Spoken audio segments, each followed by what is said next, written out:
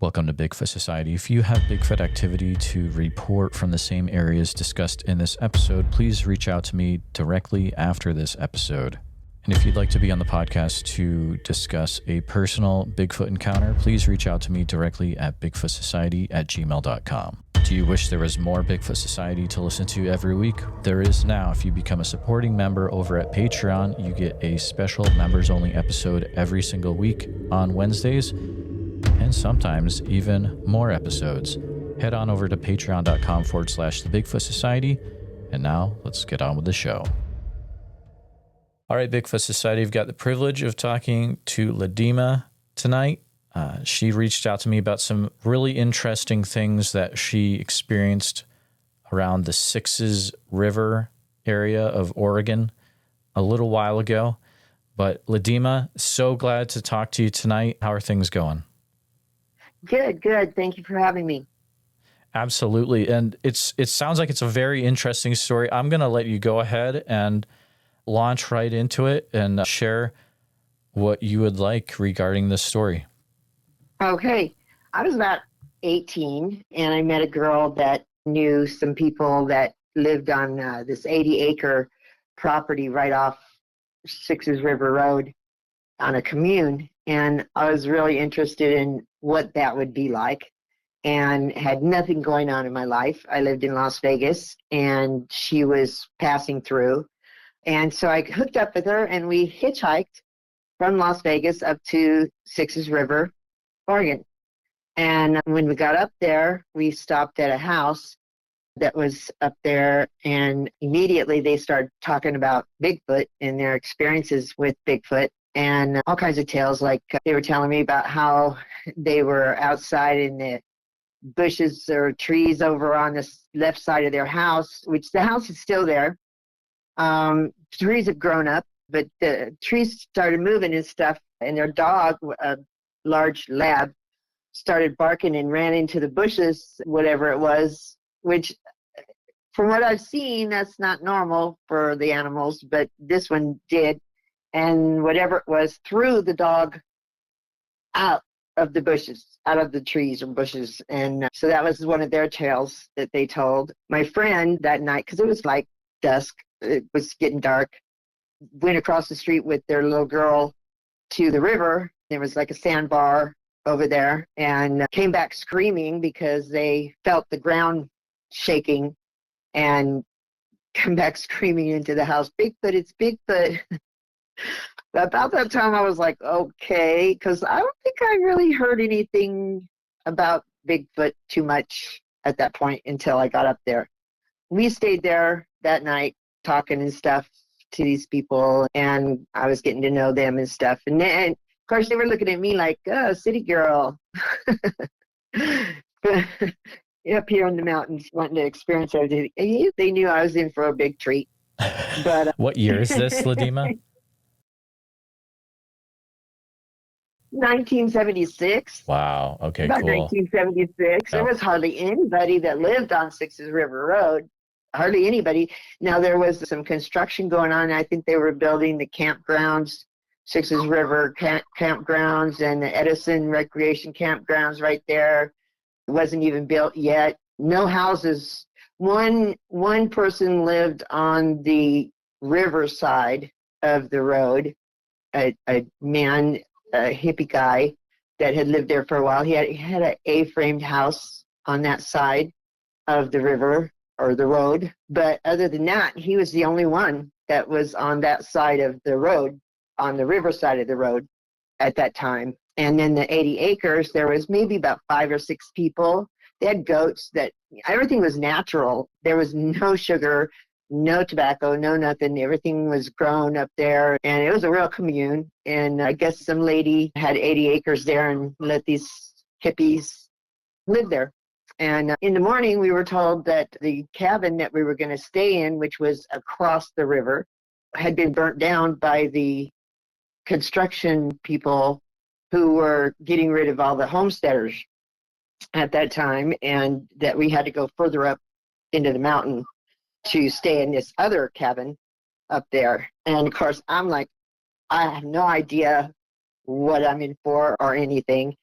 And so we get escorted up the road like a mile past everybody and across the river. We crossed the river on big boulders that were there. I looked up the river recently, and they're not there no more. I think there was a couple of them, but yeah, I couldn't find where we had crossed the river to go up about a half a mile up the mountain. And to go up the mountain was like a trail. I'm assuming now that it was an animal trail of some sort. We had to cross over a big tree that had fallen across a ravine, and the top of the trees were at the bottom of this fallen tree. We had to walk across this tree, and it had moss on it and stuff. I actually think I belly crawled across it the first time because I was afraid. Yeah. So anyway, we got to the cabin. The cabin was hand built. It was the walls were maybe about not even 6 foot tall, maybe 5 foot tall all the way around. It was built up against a big tree. There was a big piece of plastic that was the roof, and there was a barrel that they made for a stove of some sort. It was hidden up there. You used kerosene for light and stuff. There was some books and stuff. They had hand built a couple of, like a bunk bed there, and the refrigerator was a hole in the ground underneath the bunk bed, the bottom bed. So it was pretty primitive. And then you walk down to the river to take a bath. It was real primitive considering. So you were 18. You hitchhiked from Las Vegas to middle of nowhere in 1976 to a hippie commune. And then once you get to the commune, you have to go way even further out and cross a river on a mossy log. And then there's half a cabin that has a tarp for a roof. And what were you thinking at that point? Were you like, I'm in trouble? Or you're like, okay, this is cool, whatever? I was thinking, okay, I guess so. I didn't even, it's funny because I didn't think about bear. I was told that where the cabin was on the corner of a bear and a cat, like right there. And it didn't even dawn on me that I should probably have bear spray, or I should probably have a gun, or I should probably have some sort of protection, a knife, even a butter knife. I mean, I didn't have anything. You had nothing. Oh, wow. I had nothing. I was just a free spirit, and that was it. And I don't know if you know, but back in the day, there was these flip-flops, but they weren't really flip-flops. They were Japanese flip-flops. They were made of bamboo, and they had felt tops, straps. That's what I had for shoes. Totally cityfied and not ready for this. The first day that I was there, the first real day that I was there, which was like the next day, asked me if I wanted to go on a picnic. And I was like, oh, yeah, let's go on a picnic. And so I get together with about 7 or 8 or 10 of these, and we start hiking up this mountain behind. Now we had come back down the mountain, across the river, and then back down about a mile down the road to the commune. And then we started up the mountain from there, went up and over a mountain, a big mountain, and then up and over another big mountain. Let me put it to you this way. About 4 or 5 miles into this, I said, where's this picnic? How far do we got to go? And they said, it's 10 miles. And I looked at them and I went, what? You're telling me the picnic is 10 miles away?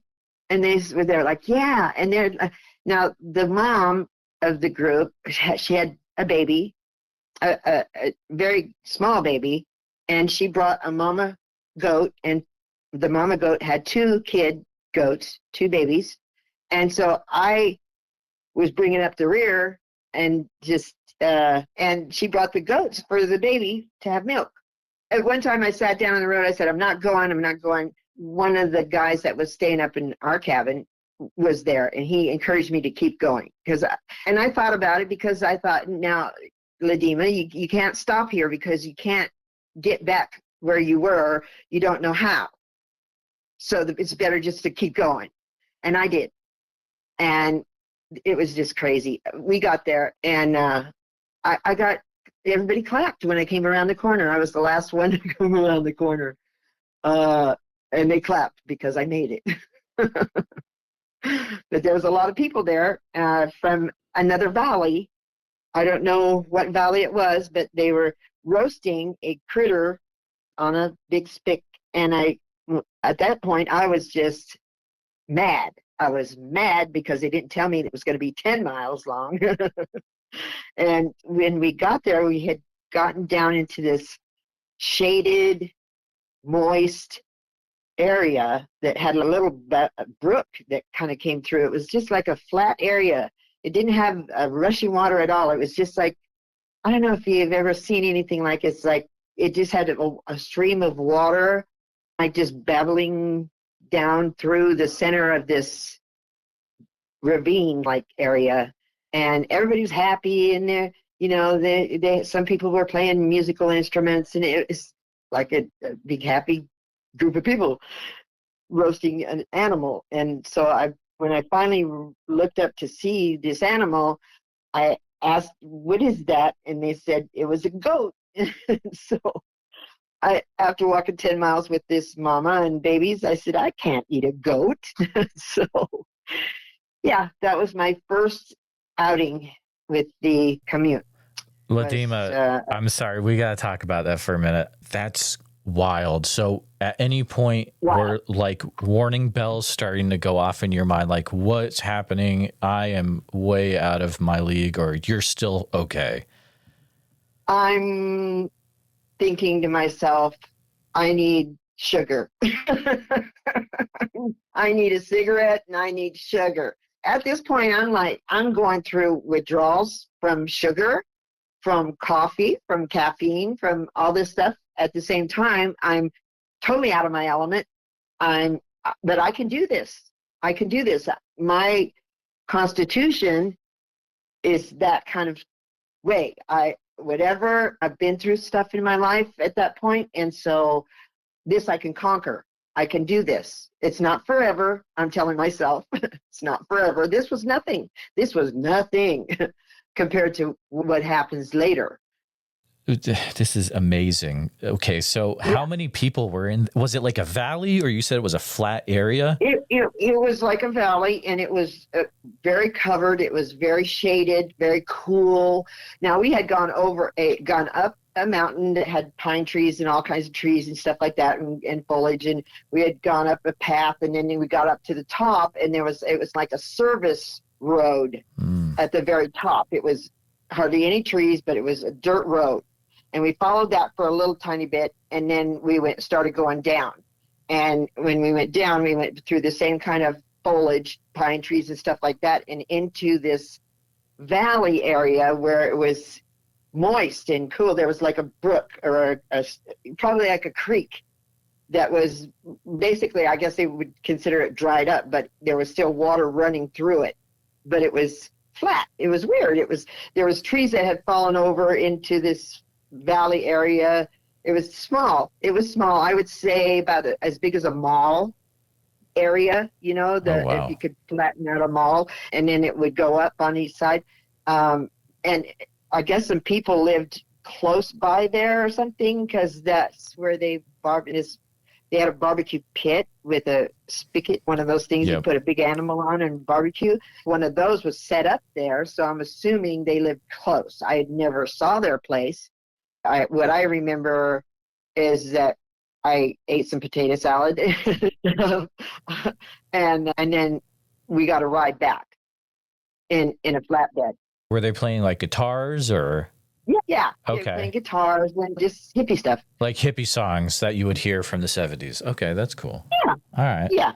Go ahead. And then we got a ride back that evening, or that afternoon, that evening, and then I believe that my friend, whose name was Star, she was an Indian girl. And what's really weird is that on our way up, when we were going through San Francisco, we stopped at Haight and Ashbury, the corner, which I thought was fantastic. I always wondered that in records and stuff like that, they talked about that corner being the corner.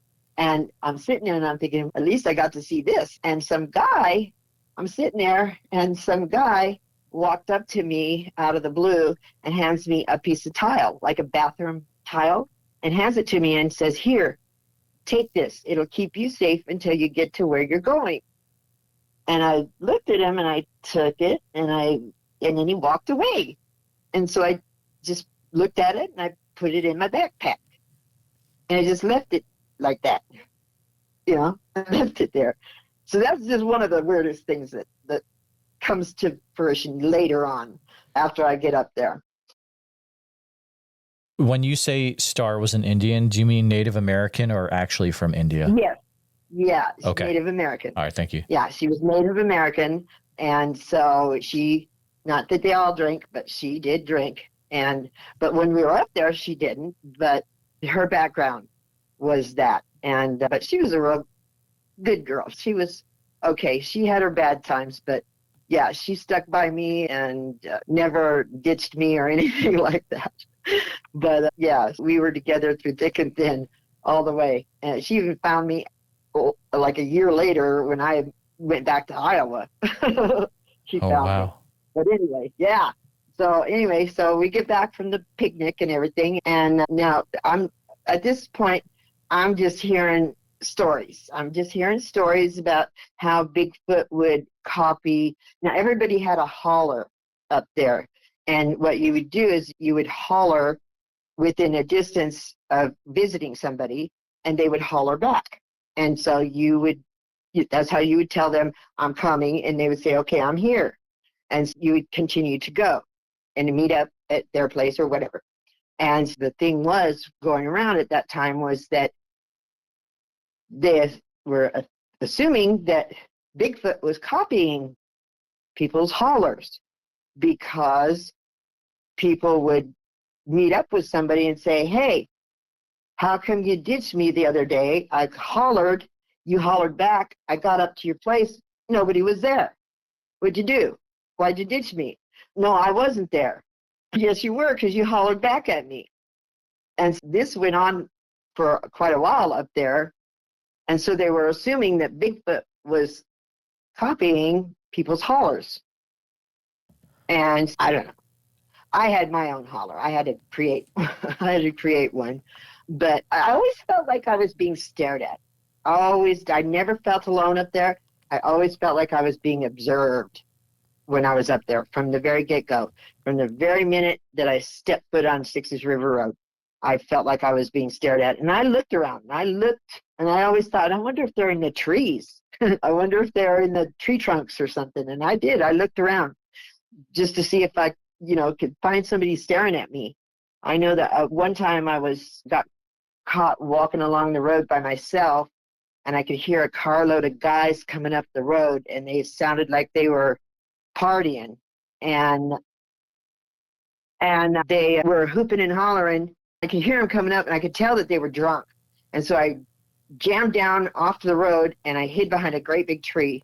And as they went by, I went around that tree, and for some reason, I got this feeling like I earned some respect from them because maybe I was hiding from my own people, like they hide from us in a way. And I didn't feel like I was being stared at anymore after that. It was weird. Oh, you think you had maybe earned some respect from the Sasquatch themselves? Yeah. Oh, yeah. Interesting. Okay. Yeah, because I had to hide from my own people.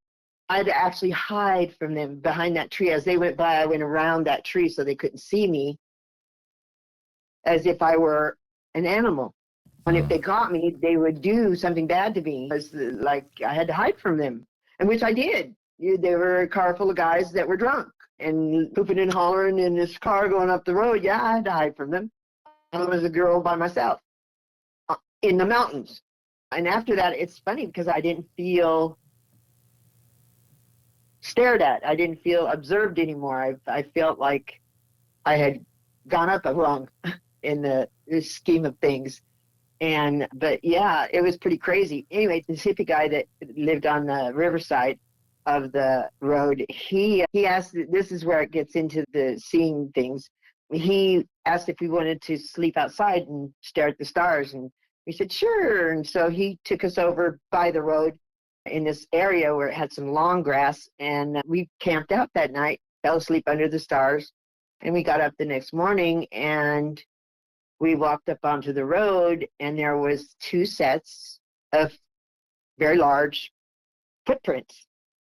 And I just freaked out and was so excited. I was like, look, and I put my foot in one of them, and it was just enormous. I mean, my foot just was nothing in this footprint.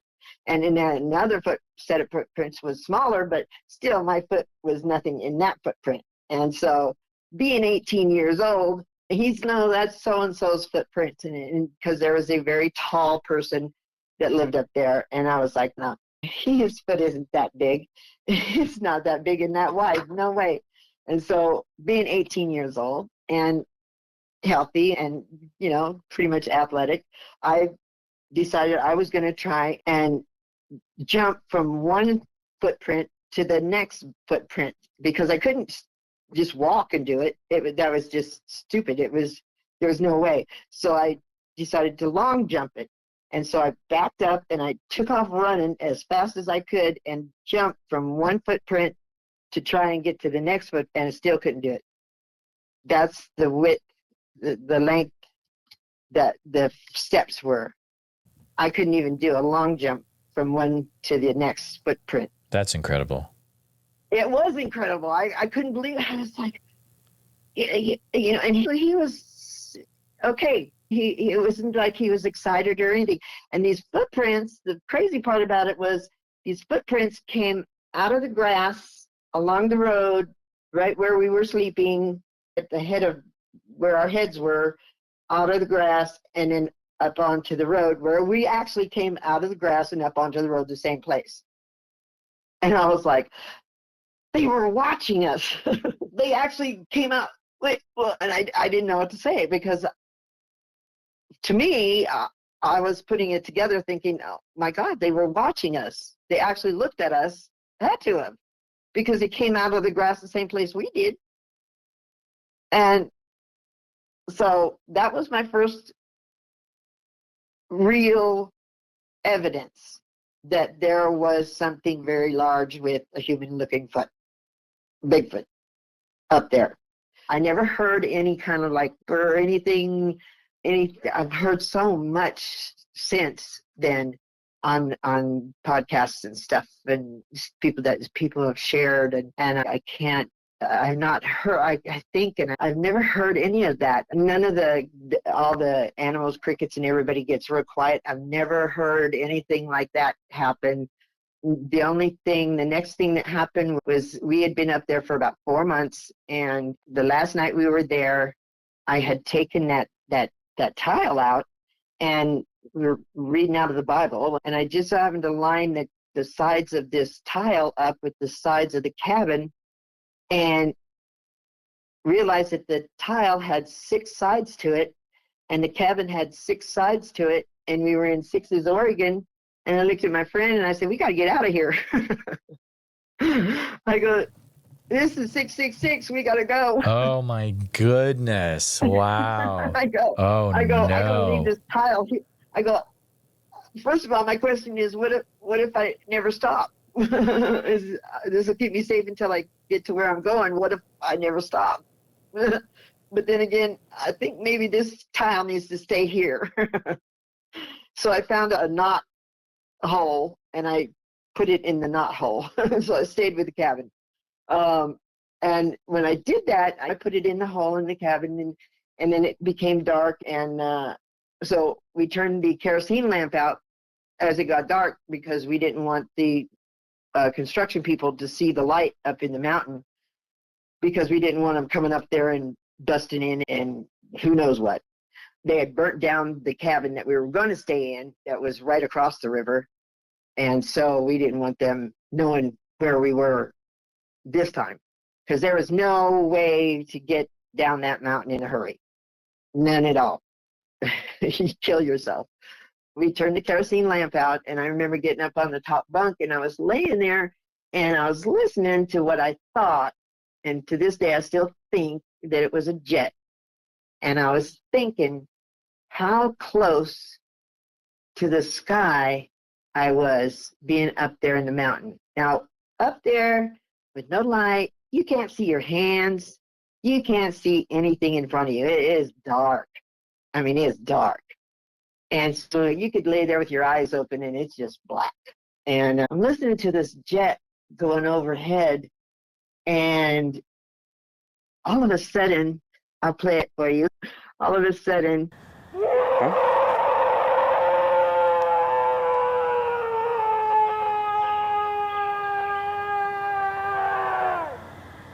that was like right outside the cabin. No, I was up on the top bunk, so I got plastic right there. Wow. And I just froze. I know she froze. We just froze. I didn't breathe. I didn't blink. I didn't do nothing. I just lay there. What the heck was that? It was like, oh my God, we're going to die. I didn't think it was a bear. I've tried to convince myself all these years, for several years, that it was a bear. But common sense tells me if that was a bear, it's October, that bear would have ate us. Yeah. That bear would have ate us. It would have come barreling through that rickety old cabin and ate us because it's time to go to sleep. And it would have just ate us. But it didn't. I didn't hear it come towards the cabin, and I didn't hear it go away because we just lay there. Neither one of us moved. We didn't twitch. We didn't breathe. We didn't do nothing. We just laid there. I think if we would have done anything, like jumped up and ran around crazy, and things would have been different. But we just didn't move a muscle. We didn't talk. We didn't. The only thing I said was, "Did you hear that?" And she said, "Yes." That was it. The whole night. Fell asleep, probably with my eyes open. I don't know. And when I woke up, when I opened my eyes and it was daylight, I jumped out of that bed. We packed our backpacks and we were out of there. How far away from the cabin would you say that sound was? Maybe 10 feet. I could hear. My goodness. I could hear the air moving in its chest. Oh, man. If that plastic wouldn't have been there, I swear to God, my hair would have moved. It was so frightening and traumatizing that I thought I was going to die. I did. I thought we were going to die. I thought, this is it. This thing is going to kill us. I took it as a warning that we needed to get out of there. That it was telling us, and this is the crazy thing, because some people say that there's a paranormal thing about it, there's an alien thing about it. I just want to know, there's so many recordings of these vocals where you hear a plane in the background. That's what I'm noticing. I want to know, That's really interesting. Yeah, there's always, if you listen to some of these vocals, you'll hear a plane in the background. Did they get dropped off? Was this something where did they come from? I know that it's been talked about throughout thousands and thousands of years, and I know that as a people, we are expanding and encroaching and stuff. You would think that with us encroaching and that they would, I don't know. I guess there's some nice ones and there's some not so nice ones, and then there's ones that are going to warn you right, to get the heck on. And I think that's how I interpreted that roar, if you would call it that. It was so long and so frightening. Like I said, you could hear the air moving in its chest like a barrel. It must have been huge. That's all I can say is this creature must have been huge, because I could hear it, the air moving in its chest when it was doing that. I didn't want to stay. I'll put it to you that way. I just remember waking up in the morning. I was laying there with my eyes open, not wanting to go to sleep, and waking up in a start, and it was light, and that was it. We were gone. That's wild. It was too wild. It was too wild. And I've been back to the woods in a different area, Sierra Nevadas, bow hunting in my early 20s. And I couldn't tell you, I swear it was a herd of cows, but from what I've been told, it may not have been. It could have been Bigfoot pounding on our tent. Well, hold on. Before we get there, I need to know how you got out of the hippie commune with no issues. How did that go down? We just packed our backpacks and walked off the mountain and said, see you later. Okay. And walked down, and we ended up in Coos Bay. Yep. And the adventures continued on. I'll put it to you that way. We ended up on a fishing boat with an old captain. Well, hold on. So you told the hippie commune, you were like, we're out of here. And they didn't try to stop you. They were like, all right, have fun. Oh, no. Yeah, see ya. They were like, really? Yeah, really? Oh, because I don't know if they've ever been approached in that frightening kind of a way at that point. I don't know. I don't even remember saying goodbye to anybody. Wow. I truly don't. I don't remember saying goodbye to anybody. And to this day, I wonder, I try to search my memory and say, because I'm 67, did I say goodbye to anybody? But yeah, we were out of there. She had no problem at all. And it was daylight, and it must have just been daylight. I don't remember seeing anybody, walking by anybody's house. I was traumatized. I was like, and for years I tried to tell myself it had to be a bear. It had to be a bear. It had to be a bear. And knowing it was no bear. It was no bear at all. That bear would have broke into that cabin in no time and ate us. Absolutely, especially that time of year, as you were saying. October. Yeah. Yeah, October, it was time to go anyway, because it was going to get really cold. Oh, yeah. And we had no winter clothes whatsoever. And no food. We had no food bank. They tried to grow a garden up there. They tried to grow a garden. And we went ahead and we picked the carrots. They were about an inch long. The little tiny carrots. What if, and this is just imagining, but what if the Bigfoot was like, hey, these girls are in trouble. They need to get out of here. I'm going to scare them away. They are going to be in trouble. I don't know. Who knows? Yeah, that's what I'm thinking. It was a warning. Get the heck out of here. Not that this is my area. Get out of here, but get out of here. Yeah, get out of here for your safety. Yeah. You don't belong here. Now, I can already tell you don't really want to get into it, but so you went out to Coos Bay and you got on a fishing boat with an old sea captain? Yeah, with some sea captain guy, the fisherman guy had a big fishing boat, an old crickety one. And I felt really bad. He wanted some people to go out with him and go fishing. And there was a girl that he had already gotten. And then Star and I, we hooked up with him. He went and bought a bunch of food and everything. We got out. I could see the shore. Star got a little seasick. The girl was already seasick. And they were down below eating saltine crackers and stuff. And I was up above, and I was like looking at the water, some jellyfishes and stuff, thinking I was on a swim team when I was younger. I'm looking at the shore going, nah, I don't think I could make it. I have a thing about sea and water. No. And so we had a lot of birds flying overhead and everything. And I'm wearing white, of course.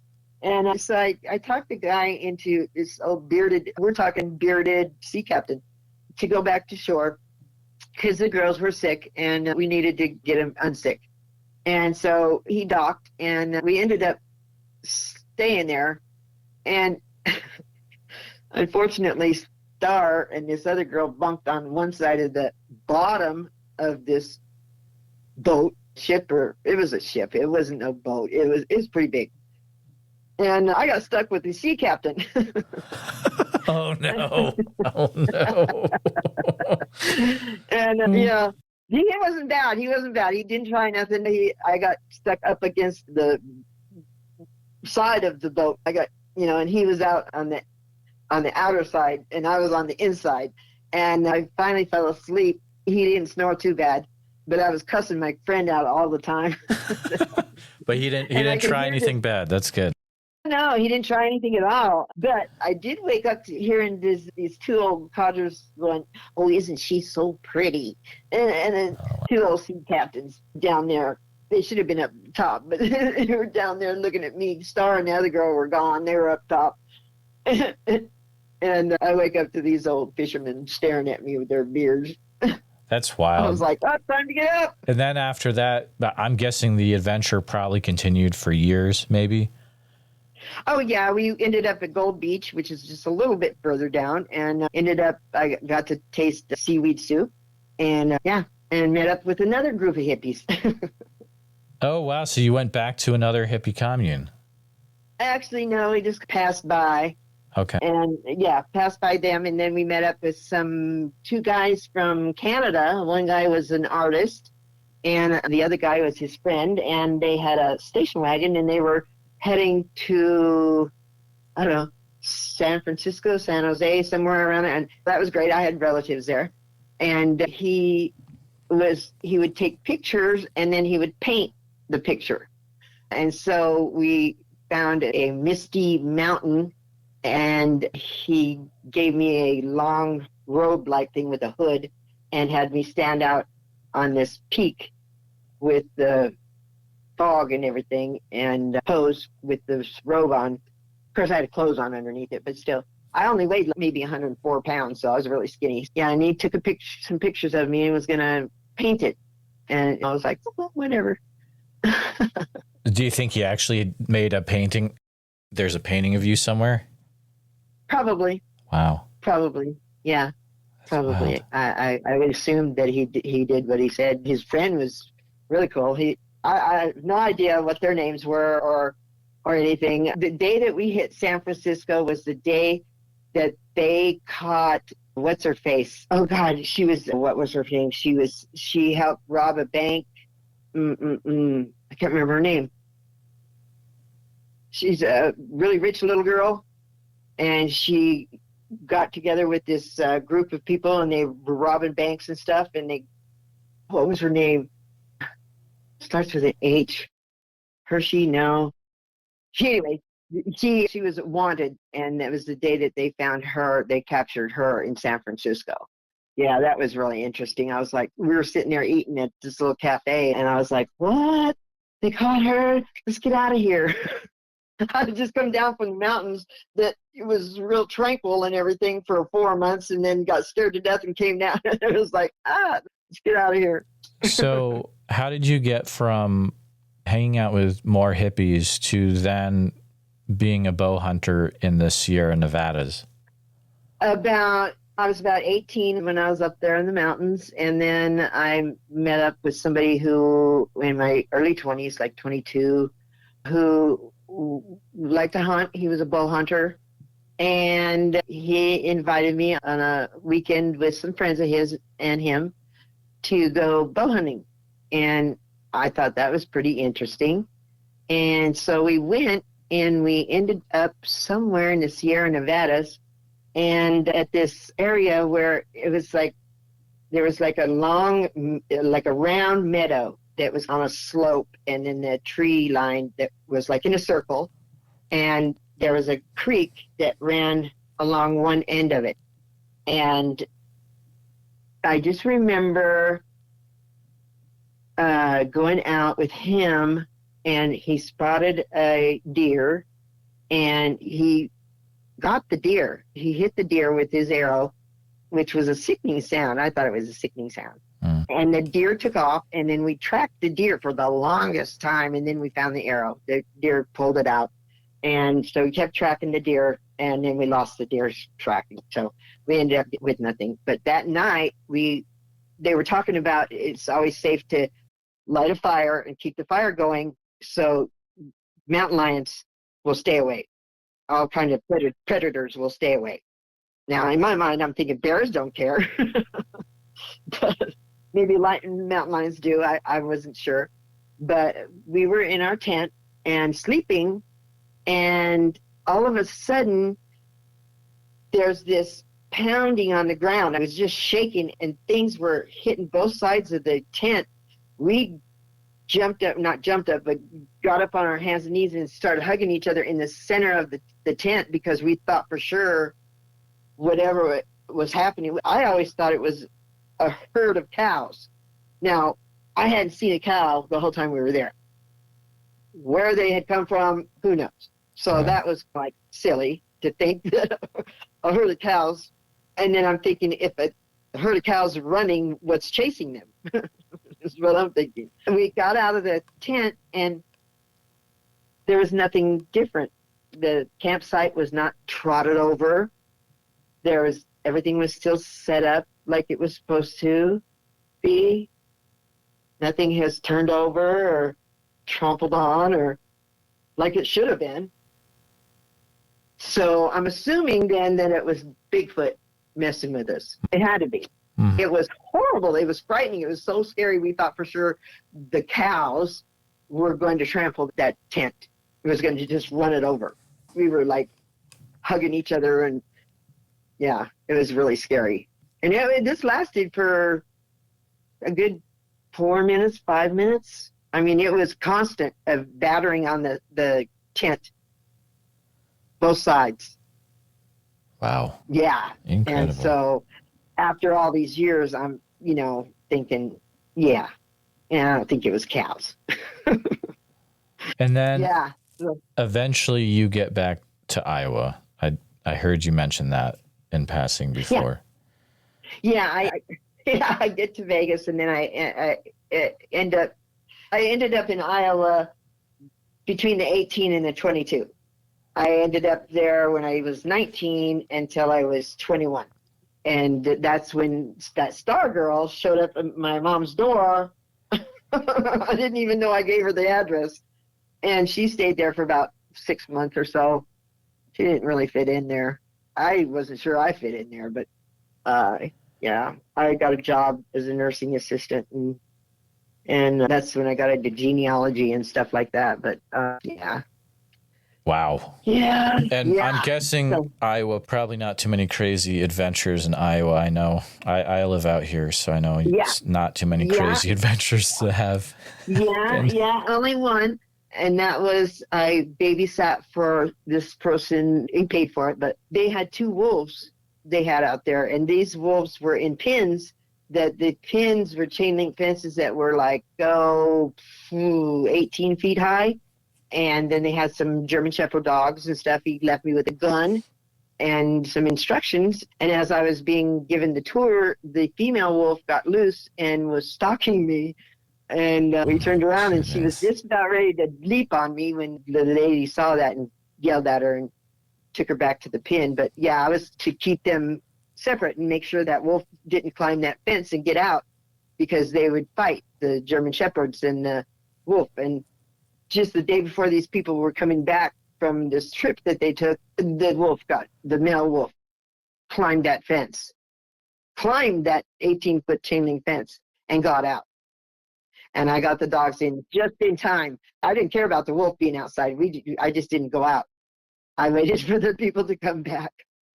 Yeah, that was crazy. I thought for sure I was going to have to. It was Madrid.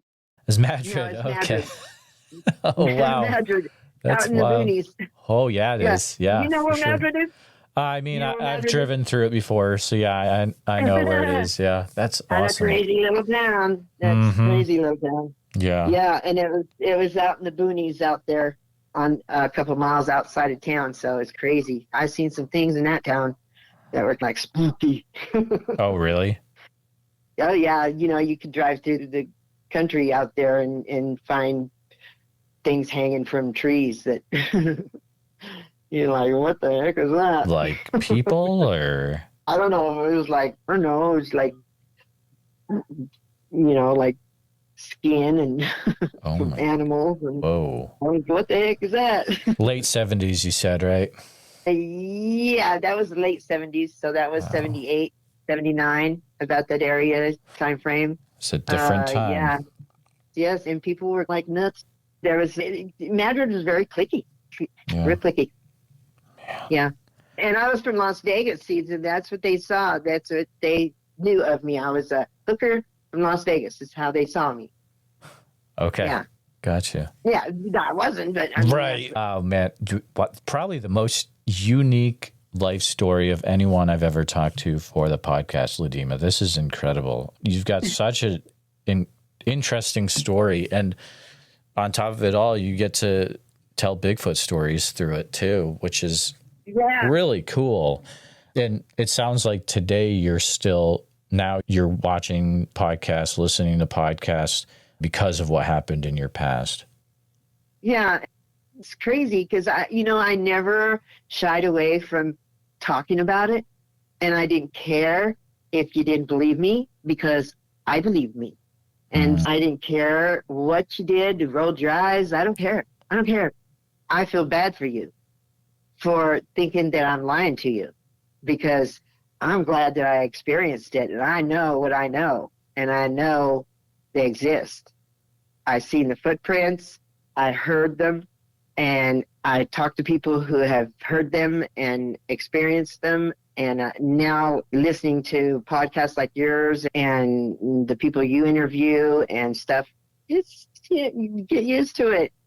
They're there, and they're going to be there. Now, what I would like is for someone to be able to break through the communication aspect of it and find out how to communicate with them so that we can find out more about them. Absolutely. And find out. I know that they're trying, but I don't know if they're trying for the right reasons. Oh, wow. That's deep. Yeah. I think they're just trying for public. The publicity of it. I don't know if they're trying to find out for the aesthetics of it, the academic part of it, the person to Bigfoot. I would think that there are more than, unfortunately, a few researchers or people interested in Bigfoot specifically for either trying to get famous, and they don't really care about the people that are experiencing things, helping them, or the actual creature itself. And there's not a lot of that, which makes it scary if it's actually discovered, hopefully someday, that is there even going to be a conservation effort? And sometimes you find a person that is on the right track of communicating, that's doing the apple thing and the peanut butter thing and really trying to become friends. Have a relationship with them as far as that goes. But the thing that gets me is when they get these samples, this evidence and samples, and they test them, and they find that it comes out that the DNA is of an unknown species. Okay, there's got to be categories of unknown species. Okay, and if these unknown species are falling into the same unknown species, then that has to be, come on now, that must be Bigfoot. You know what I'm saying? Yeah, especially right. if it comes, you know what I'm saying? It's if people are bringing in hairs that are not a wolf, they are not a bear, but they're unknown species. And this scientists over here or over around the world, and every there's this category of unknown species, then that has to be, you know what I'm saying? Yeah, absolutely. It's got to be Bigfoot. I'm hoping that we get some answers, hopefully in the next few years. We will see. Hopefully the more info gets out there, more people will share what they've seen and more connections will be made. And the whole thing is the scientists won't back down. I need proof. I need proof of a Bigfoot. I need proof. I need to see the body. And so it's, okay, you've seen the hair, you've seen a fingernail, you've seen a tooth, you've seen this is falling in this category of unknown. Of course it's unknown because we don't have the body. And I doubt we're ever going to have a body. Why have a body of everything in the world? No. But we have seen things. We still don't have the body of everything, I would think. I'm going to have to look that up. So the way I look at it is if even someone was able to, let's say someone did get a body, they probably didn't leave the area alive because there were other ones that just took them out. That's what I think happens. That's what they say would happen is if you kill one, you're in trouble because the other ones are going to get you and your family. And, when you think about it, that's no different than a human. Retribution. That's the way a human thinks too. I mean, we have a conscience and we have to not do that because we understand laws and blah, blah, blah. But we're talking about an animal that has no law. And so, but yeah, I don't know. I don't think I'll see it. You never know. Too old. You never know. I'm too old. Ladema, thank you so much for chatting tonight. It has been a pleasure, and thank you for sharing your life story and what you encountered. And it's just been a really fun time. Thank you. Thank you. All right, Bigfoot Society, we've got the privilege of talking to Cindy today. Cindy's an individual that shared her story in the Facebook group I have, which is Bigfoot Sightings and Research. I should check it out if you haven't yet, but she was sharing what was going on in there. So I asked if she wanted to come on the show. And Cindy, you're down there in Oklahoma, but it's a privilege to have you on today. How's it going? Thank you very much. It's a privilege to speak with you. So it's going all right. How are you doing today? Oh, doing great. We were talking about that before the show, how it's snowing up here and probably not snowing for you down there. So hopefully not. No, but it's cold. It's definitely cold. What we consider cold, or what I consider cold anyways, but absolutely. Yeah. So I like Iowa. It's a beautiful state. It is. Yeah. There's some hidden parts of it that are pretty beautiful. That is for sure. I'll agree with you.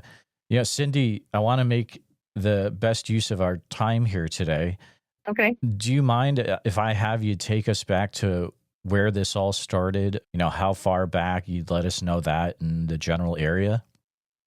Yeah, certainly. So it's going to go back to 2006. It's going to be my first, I guess, knowledge or hear about of what they call the boggy bottom monster. I think that's what they call him. And so it's a story that's been around for years and years, but my knowledge of his existence came in 2006. And I was actually pregnant with my youngest son at the time. So I just found it to be hysterical. But I live in like the southeastern part of Oklahoma. And a lady that lives close to where I live now had woke up one morning and was just outside on a porch. And I guess it was like July 2006, something like that. And she heard rustling and some stuff going on in the bushes, whatnot, next to her home. And I guess when she walked around to the side of the house, she said that she's seen what she considered to be called a Bigfoot, and it snarled at her, and it scared her so much that she called 911 because she didn't know if she was having a panic attack or if she was having a heart attack. And so they had Bigfoot members come, or search team come down from Washington. They're all over the place here in Atoka County, and they deemed it to be that he has gone through here and that there's a Bigfoot that lives in the area. I moved off and back since then. And so I guess maybe a couple of years ago, well, no, this has been, I guess maybe like maybe 3 or 4 years ago, I was on the phone. Let me back up a little further than that. So we were involved in an accident, and it ended up putting my son into a wheelchair. And then, so with that said, I was on my way to pick my son up, and he was across the street from my parents' home visiting, and way in the country. So I told him, I said, whenever I turn down the road, then I'll call you, and you go ahead and leave the house, and that way we'll meet at Nana and Papa's. And he said, okay. So I called him and said, I'm on my way, or I'm turning down the road now. And he said, all right. And so he took off from the door. And then as he was strolling down the dirt road, all of a sudden I hear him. He's like, I guess about 4 years ago, when he'd been 14 at the time. He's like, oh crap. And then I could just hear him, like, his breathing just changed, and he was going super fast. So I couldn't get his attention because he wasn't hearing me anymore. I was like saying his name over and over, And so I sped up. And by the time that I got in view of my parents' home, he was darting across the highway or the road. And I pulled him right after him. And I'm like, what is going on with you? And he goes, Mama, I felt like I could see something on the corner of my eye. And when I turned, it was too big to be what he thought was a deer. And so that's when he said he cussed and started going as fast as he could across down the dirt road. And he said it was keeping up with him. And he could tell the difference between a four-legged creature and a two-legged creature going through the woods. So it was keeping up with him. But as soon as he hit the tree line there at the road that I was on, of course, it stopped. And that's when he darted across the road, and I got caught up with him.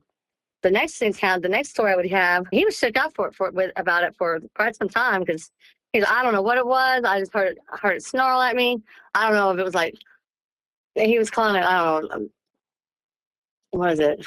Doesn't matter. But he didn't know what it was. He just knew that it was big, it was two-legged, and it was chasing him through the woods as he was on the dirt road. And I've been told that it sounded like the Sasquatch was just being territorial or wanting to see what he was up to. And then my grandmother's house is much deeper into the woods. It's also in the same county. About a year after that, so a couple, maybe 2-3 years ago, she had told me that she went over to my grandmother's home to feed the horse. And Mac, he's not a very nice horse, right? He will keep anything and everything out of that field. And so she went to feed him, and she said that she started hearing something big coming through like the tree line or creek area there. And just the smell was overwhelming, but it caught the horse's attention enough to where he stood still and ears perked forward. He wasn't moving. And I said, what did you do? She goes, I just slowly turned and walked back to my vehicle. She goes, the horse, he didn't move. He didn't move for a long, long time. And I said, what do you think? She goes, I don't know what it was. I just know it was big. I could see branches moving through the trees, and it stunk. I was, wow, that's really crazy. But she's got more stories than I do. She just hasn't really shared very many of them. But that's the most recent. Actually, the most recent would be I moved to the area. Actually, to that general area, to that exact area. And so I was out raking leaves. I worked nighttime, so I was off, and I was out doing work at nighttime, like raking leaves up. And I have a pit for my own protection, and he's a big, burly dog. But as I was raking, all of a sudden, just this long, monotone howl. It wasn't a hound dog. I've been around hound dogs all my life. It wasn't even a bullhorn, because people around me, they sleep at night and they're old or older. And so nobody was up. It was just me up. And this long monotone howl came out, and it was eerie. It was really close. It was like at the end of my property line, which is, I have a pond back there. And my home, I just moved in here recently. It's been vacant for several years. There was one person that lived here, but they bolted after 2 months of staying here. And I can understand why, because it's creepy here. There's no security light out there. So it's just black. It's just pitch black outside. But that wasn't the only time. So when I heard the howl, it wasn't until it was almost finished that the dogs picked up and started barking. And I go looking around for my dog, and he's telling he's going inside. So I'm like yelling at him to get back out here, and then figured I better go inside too. That was the first time I heard it. Now, so I've told people about it. Nobody wants to believe that I've heard this howl, and they laugh about it. I'm like, I've gone through every sound I could possibly go through as to what type of animal it could be out here, and there's nothing that comes close to it. There's absolutely nothing that I can find. And so I've heard it again, and it's about 2 o'clock in the morning that I hear it. I guess he goes down to the water, to the pond, and doesn't like again, I was outside raking leaves and burning leaves. I don't know, but he howled again, and this time he howled twice, and the first time the dog stayed silent, and then the second time then they picked up. Again, my dog, he tucked tail and ran inside, And I'm like, okay, it's time for me to go in too, because my big burly dog's running inside. I'm following him. That's about all I got, other than here recently, this week, actually, the beginning of this week, we didn't have any, it wasn't a storm going, there was no wind, it was just as still as it could be. But things were dropping on top of my roof, and it was like something was running up there. I don't know what it was, but when I got up the next morning and I went outside and looked, I had tree limbs all over my roof. I don't know how they got there, because the tree that's next to the home, that's a real healthy tree, and it's not going to be breaking and dropping big old limbs like the size of my legs and stuff on top of my roof. There being some sort of storm going on, or that's the way I see it. I don't know. I'm not an expert on any of it. I just know what I've heard, and I know what I've witnessed, and I know that there's something big and hairy and loud where I stay. So. That's some really interesting stuff that's happening pretty much current day. So you can actually hear something running, like it sounds like something running across your roof from inside. Oh yeah, absolutely. Listen, my cat. Okay, so I have a cat. The cat comes inside too, and the cat and the dog will both look up at the ceiling. Okay, so I keep waiting to see sheetrock coming down or something, because I swear it's like trying to dig a hole or something into my roof. And there's definitely something that's on top of my roof at night. And it's not every night. It's just every now and then. At first, I blew it off as being freaked out by being a city girl coming into the country, but I've always been in the country. Just lived in the city. It being a new place, and it's being strange to me, but not when I go out there and see all those limbs on my house. And there being no storm. It was dead. It was silent. My friend said that they went outside the other night and noticed that my dog didn't want to go with them, and he felt something staring at him. So he said what he's seen, because he couldn't really tell me, just that it was something that was close to my home that took off back into the woods. And I don't know. I don't know what's out there. I just know it creeps me out. And being out here by myself, it's really scary. That's some really interesting stuff for sure. When it runs across your roof, does it affect anything inside? Do things fall off the walls? Anything like that? No, I don't really know. Yeah, I know there's something up there running, and you can tell the difference between 2 legs and 4 legs. It's definitely 2-legged. It's definitely 2 legs that's running across my roof. I don't know, but no, it's just really loud. Like I said, I don't have much stuff on my wall, so, and what I do have on there, they're on there pretty good. But no, nothing comes off my walls. I don't know. I don't know what it is. I just know that I don't think it likes me being here. It makes sense, especially if you were saying that it hasn't had anyone. There's been no one in that house over the last few years, so it's gotten used to being able to do whatever it wants. Are you also cleaning up the area, taking down trees, clearing brush, anything like that? No, just the whole leaf breaking thing. It's like I said, it was the house has been empty, but the house was tore up, and then the owner, they remodeled it and everything. Like I said, there's a pond at the end of my property line that is shared between me and 2 or 3 other people. It's a really big pond. I think that's its watering hole. It's got to be, because the sound's coming from there. That's where it's coming from. And it's when I'm outside burning leaves. So I don't know. It's big. It's creepy. I got a whiff of it, but maybe I'm downwind or upwind from it. So. Are there a lot of deer and animals around the property? Oh, massive amounts of deer. Massive amounts of deer. There were. We just went to deer hunting season or deer season. But yeah, there's always deer running around, and it's, like I said, I'm off in the woods.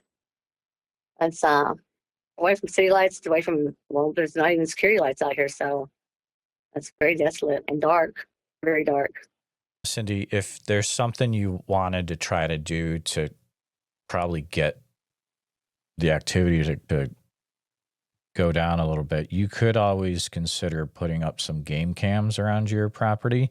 most people will say that if you put those up, it may get them to clear out just because they don't like the infrared. It freaks them out and they'll clear out. So that might be something to consider.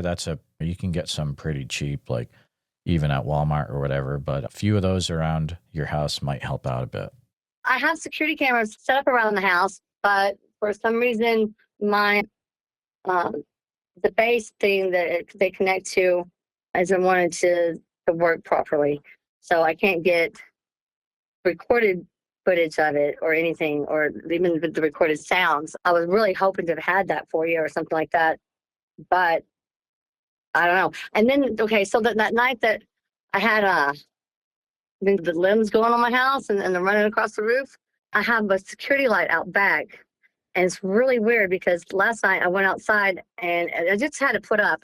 But when I went out there, before I even got off my back porch, my security lights come on. But that one particular night, oh, and that's another story. That one particular night, I had walked outside and the light hadn't come on yet, right? So I was trying to walk up to the water spigot. Then my dog, he comes bolting out the door and like charging at me. And I'm thinking, oh my gosh, my dog's freaking out. He bypasses me and gets in front of me. And he takes a stance into the dark and is growling and barking. And I turned around, I told him back inside. But so when I went out there last night, before I even got off the porch, the security light come on. But that one particular night, I was almost to this water spigot and it was still dark. It hadn't even clicked on yet. I don't know. And that's about where my dog ran into and started barking or growling. And then he was behind me quick too. So I'm glad you do have that dog there with you, though. You know, absolutely. A lot of people, it sounds like, are not taking you seriously, but I would say to take this stuff seriously.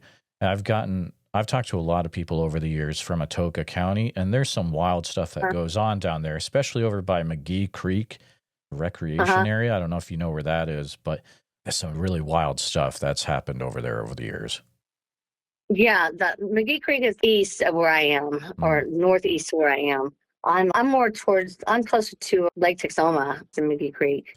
Oh, okay.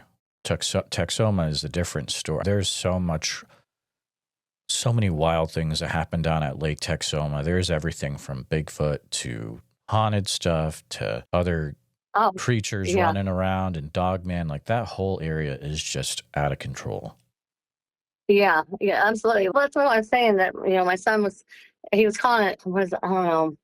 I can't remember what he's trying to say, that it could have been that was chasing him. But I just know there's something out here that's creepy and I don't like it. And I'm thankful to have my dog, because if it ever does come through the roof, I'm certainly pushing him on it so I can get away a little bit or have a little bit of time to get out. Right. But I don't want to be anywhere near whatever's on top of my roof.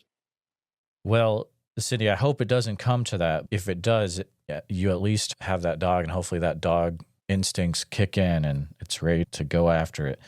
But also the great thing about this is that you're talking to your neighbors, which is awesome. Oh yeah, right. I'm talking to people around here that live around here, and I try to stay with the older generation because I can get better stories from them. They know what's happening around here, and like I said, they call him the Boggy Bottom Monster, but he's definitely a monster.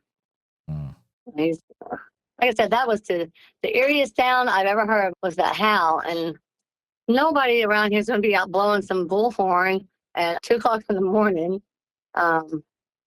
And there's no creature that I've ever heard that made that sound. I've heard people say that watch like the shows on TV, whatnot, and they mimic a sound from them. And that was the memory that come to my mind when I heard the howl. Like, wow. It sounds like you might be trying to actually capture some sound out in that property. Is that right? I'm trying. If I can get the module thing that's supposed to work to hold my recordings, I would love to have a recording of that sound, because that way I can say, listen to this. You tell me what you think this sound is. Oh yeah, absolutely. Right now, it's even got me out of breath talking about it. Killed. If you wanted to try to get another good solution, you can always pick up, there's like a task cam recorder, which is pretty inexpensive. And then you can set that up. Like you could put that outside on the porch and have it record during a certain, certain hours of the day so you don't fill it all up. And there's different things you can do, but definitely keep me informed about things that will probably continue to happen on this property. Oh, absolutely. I absolutely will. I'll keep in touch with you. The more information I can get or the more encounters I have, I'll let you know each one.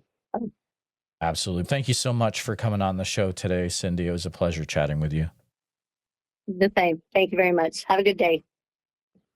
All right, Bigfoot Society, you've got the privilege of talking to Chris today. Chris is an individual that joined my Facebook group that I have, Bigfoot Sightings and Research. So I reached out to Chris after seeing what he had posted about a sighting he had in the Hampshire County area of Massachusetts, which if anyone's a longtime listener of the show, they know that I am originally from Western Massachusetts up in the Northfield area. This is a little bit further south of that area, but Hampshire County is very interesting. I've gotten a lot of reports over the years from things that happened in Granby, Mount Holyoke, even the Quabbin Reservoir area. And this, what Chris will be sharing today, is an area that's in that same kind of region. So it's a pleasure to have you on the show today, Chris. How's it going? Pretty good. Thanks for having me. What would you like me to start with? Go ahead and feel free to share time frame when this happened, the general area, so that listeners would be able to picture where this happened and what you experienced during the time. Okay, just to get started, I was always a kid who was in the outdoors from the time I was little, 6, 7 years old. My father started me fly fishing. He was very much an outdoorsman himself. And I lived at that point in Hamden, Massachusetts, which is west, and I grew up fishing Wilbraham Mountain. I was always up on there, and I was very comfortable being in the outdoors. And I wound up going, as time went by, when I was a teenager, past high school and everything, I got into UMass, and I started going, and I lived in Amherst, and we used to, every few weeks, I'd get a load of laundry and want some real food going to UMass. At that point, the meal plan wasn't very good. And at this point, it's very much better, but it's also a lot more expensive. Anyway, so I'd go home on the weekends, and my mom cooks really good food. So I brought a friend of mine with me, this kid Rocky that I grew up with, and he and I were buds from the time I was like 12. So we spent the weekend, did my thing, got fed, hung out of my house, and then we decided to go home Sunday. And I lived, if you know Massachusetts, if you want to get to Amherst, there is a route called Route 9, which, heads west, and you go through this area in which they flooded 4 towns called the Quabbin. And, I was pretty knowledgeable about the area. I know Ware and Belchertown pretty well because I spent a lot of time going through them, getting back and forth from Amherst, but I also fished the Quabbin a lot. I'd sneak in on gate 8, and I'd walk in. There's about a mile walk to the shore, and I fished the shoreline. And I was very comfortable in the area. And I also fished the Swift River too, which runs right under Route 9. And so I was not unfamiliar with the area. Anyway, we're going back, and I had this big old boat. Everybody has a hoopty car when they're in college. And I had this big old boat. It was a 1968 Pontiac Catarina. And it didn't have halogen lights. It had the old style lights, which weren't too strong.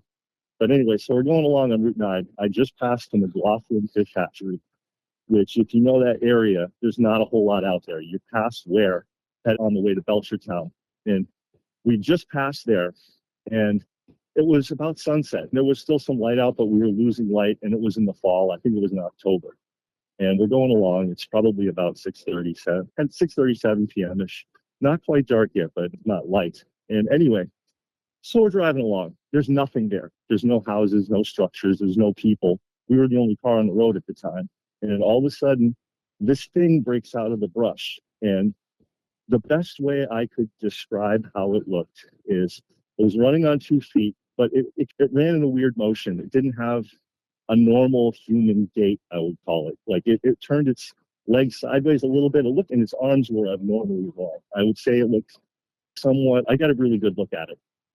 It looked somewhat like a mix of a person and an orangutan. Like its arms, like normally people have their arms down to their butt.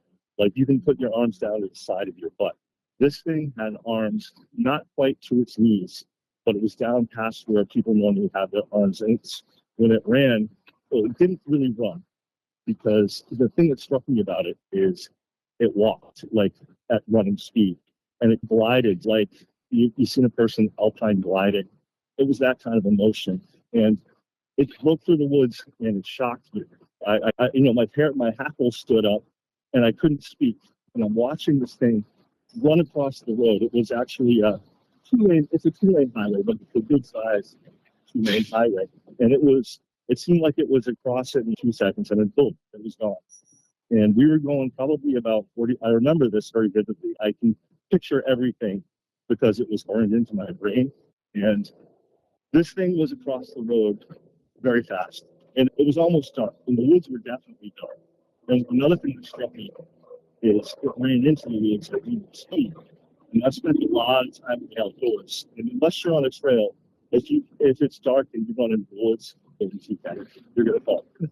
You're not going to be running long. But this thing ran into the woods. And by the time I got up to it, it was gone. And I'll tell you what, I was not even thinking about stopping. I was literally freaked out, wasn't saying anything. And there was a long silence. My friend Rocky and I drove a little while before either one of us. I'm not saying anything, because I wasn't sure if he saw it. If he blinked, you would have missed it. And I wasn't sure if he saw it. And ironically, the first thing that came out of his mouth was, "Did you just see a Bigfoot?" And it was so surreal, because having grown up, spending a lot of time in North Carolina and being outdoors a lot, I would have said that it would be more likely that I would see one of these things in North Carolina. But it turned out to be close to home in Massachusetts, and all the cold weather and everything. But it opened my mind. I was like, is it possible that these things exist? First, I was in denial a little bit, but the more I thought about it, I'm like, that was definitely not a human, because it just didn't look right. And it was covered with brownish hair. And it was dark enough that I didn't get a good look at its face, but I saw the outline and rough color and shape of its body very clearly. It was probably something like between 50 and 70 yards from my car. And my headlights hit it enough that I could see it. But it's always been in my head ever since. And I'm of the belief that they're out there. Seeing is believing. I never would have thought that this would have happened where it did happen, because of the weather. And it's harsh in the wintertime in Massachusetts. It's not, it's not a temperate place like North Carolina. I could totally see, I could live outdoors 365 a year in North Carolina, because it's very lush and it's very plentiful. Animals have it hard in Massachusetts. They do. It's like the wintertime is, the wintertime's very bitter. So would I have thought it would have happened there? No. And I wouldn't have thought it would have happened, period. And, it's funny because I haven't seen my friend for years. Like, he moved off. He's living in Philadelphia now. And I've always wanted to talk to him again about it, because it just left such an impression on me.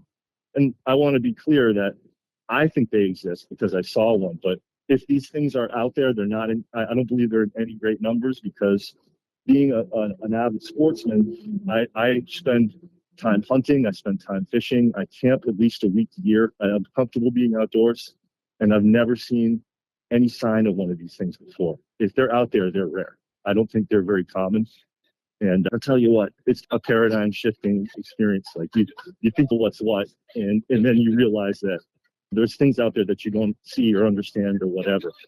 But I do believe these things are some sort of a primate. I believe it's a natural thing. I think they're primates, and I think they live in small groups. I've heard anecdotally from some people that are members of a group there. They asked me if I wanted to go. I know one of these guys because my kid did sports with his kid, and I ran into him in the gas station. He had the BFRO sticker on his truck, and he said, "You want to go out there?" And I'm like, I was like, dude, I don't want to go out there and see one of these things and have him know that I saw it. I don't necessarily need, I'm comfortable with them being there. They don't threaten me. I don't feel unsafe going into the woods, but I don't want to mess with them either. You're talking about a wild animal. So I don't know. People like looking for them. I'm good not looking for them. It was interesting that I saw one. The thing that really struck me though when I first saw it is the way it moved. The way it moved was not, and the way that it was proportioned was not human. It was more like primate like, and the way that it looked was, it struck me as halfway between a person, a man, and an orangutan. Just the way that its arms were shaped. And it wasn't really huge. Like people talk about them being massive. This one was tall, but it was lanky. And I can tell you one thing is I was a young man at this time and I was in good shape and I could run. No way I could have run like this thing. It was just boom, gone. So anyway, I hope you found that interesting. That's really all I got. It was only one experience in probably 40 something years in the outdoors. No, that is extremely interesting, especially for that area.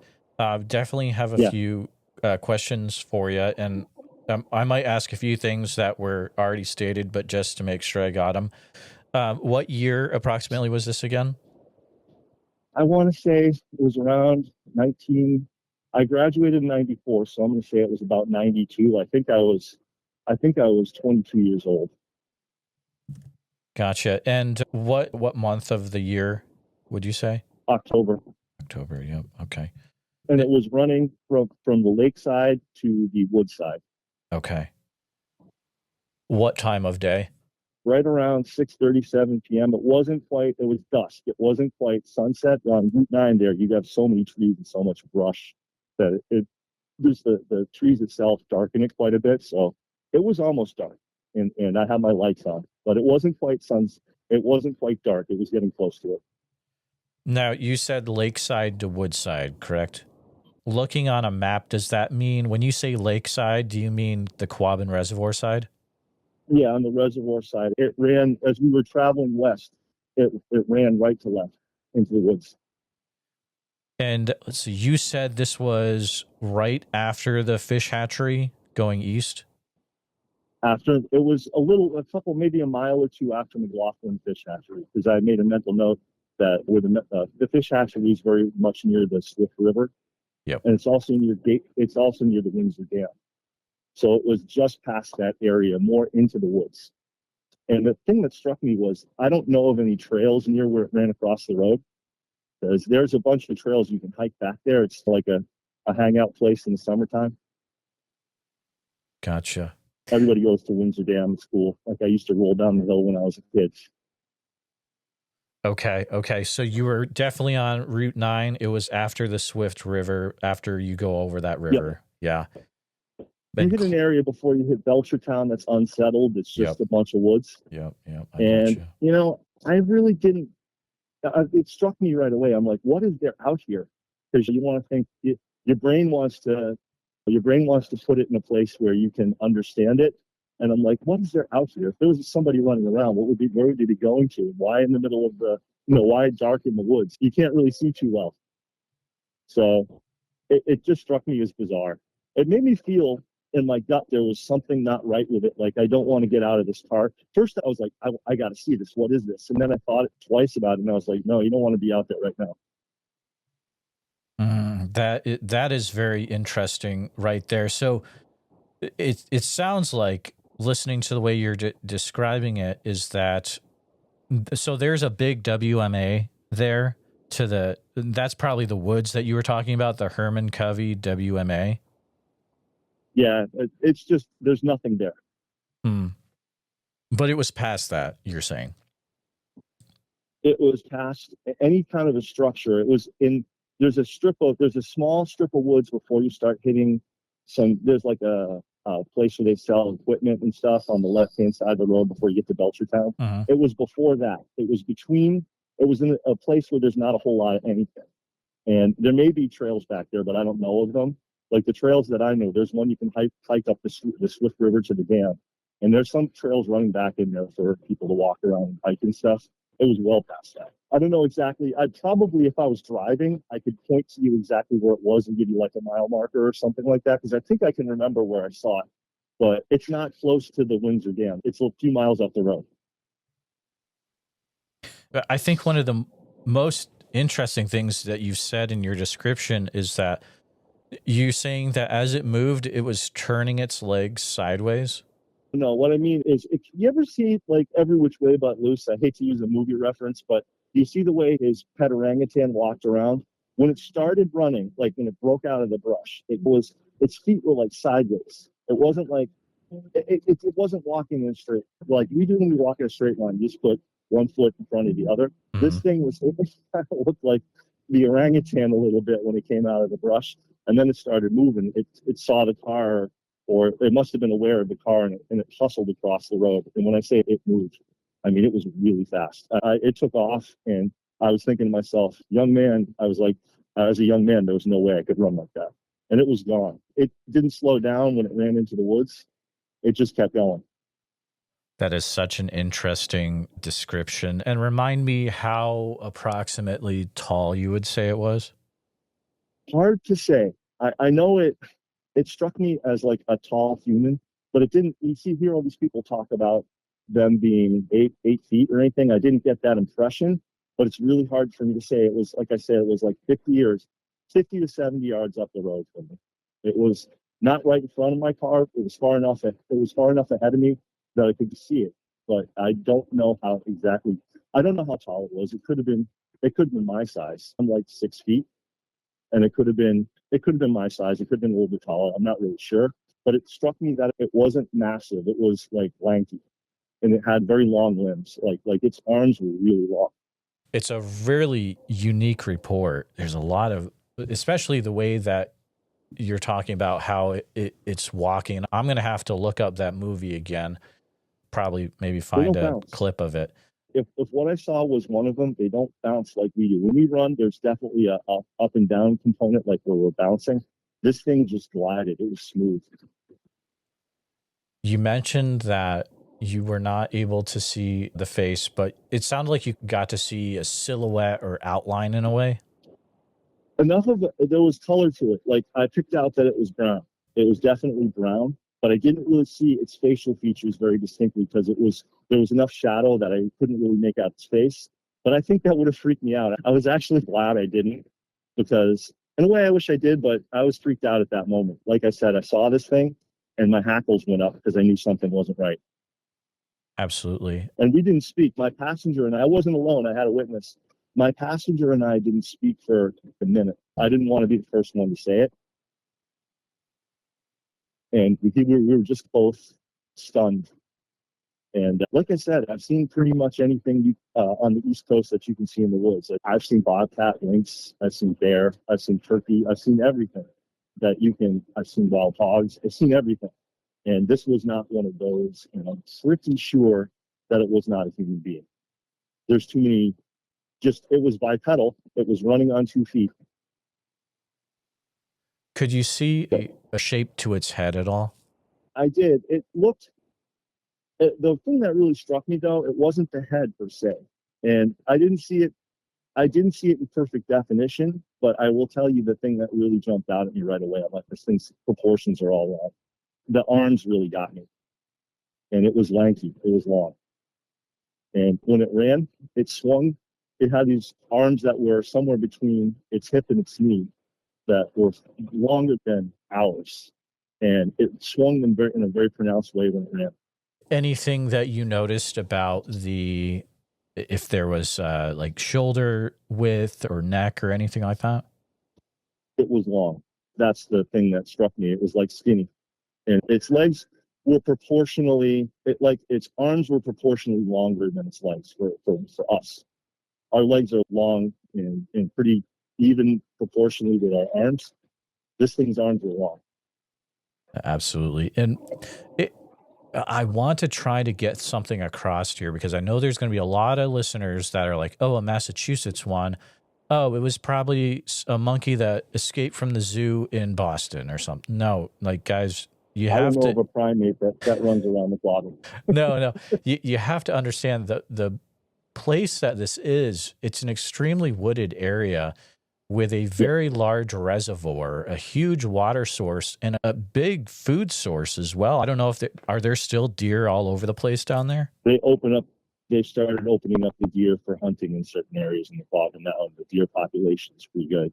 having hunted myself. The other thing that is notable is a lot of the other wildlife, like the gray wolves came down from Canada back.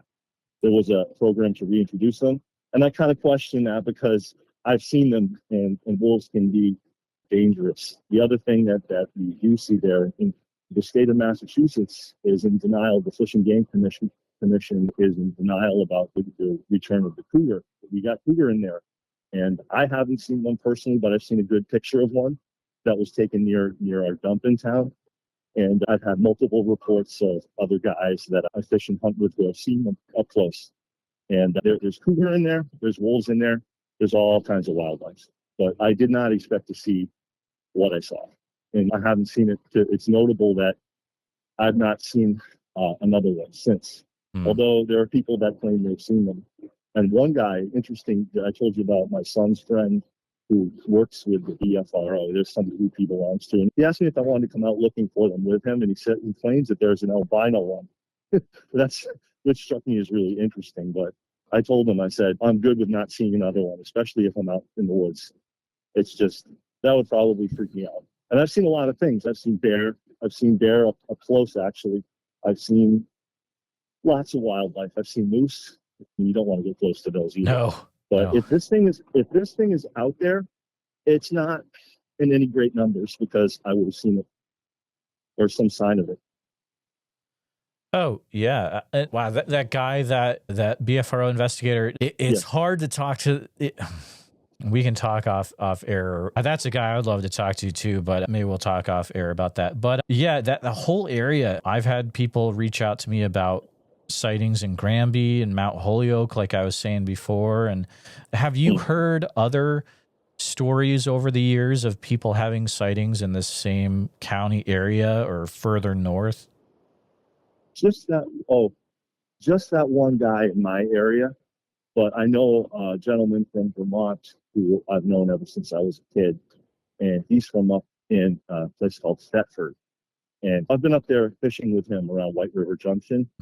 And he told me he saw one hunting one time, and it scared the living crap out of him. He said he was actually hiking towards a stand, and he saw this thing walking away from him. And he smelled it first. Like he said, they smell pretty rank. Now, being in a car, I didn't have that sense available to me. But he says they smell terrible. And he says he could smell it. He was in a swampy area, and he was walking towards his hunting location. And he changed his mind, and he went back. He saw this thing walking that way, and he said it was massive, but he said it was black.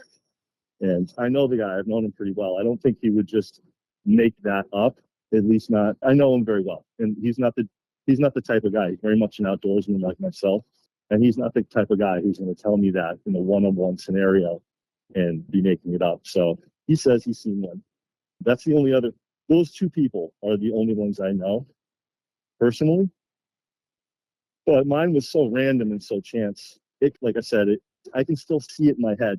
It made that much of an impression on me. It's one of those fleeting things, but it sticks with the person forever. I imagine it would stick with me forever as well if I ever am lucky enough to have a sighting. But sometimes when people have these things happen, it will affect their lives in other ways, or they'll start to experience other phenomena.